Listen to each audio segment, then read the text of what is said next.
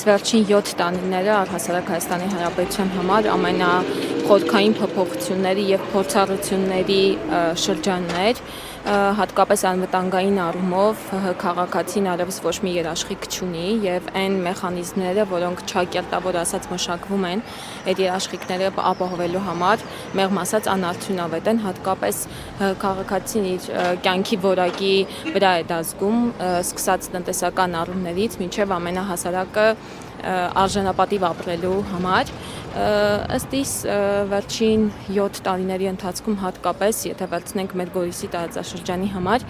տնտեսական առումով կոլապսային կարելի է համարել, որովհետև որոշ բիզնեսներ, որոնք անգամ գտնվում էին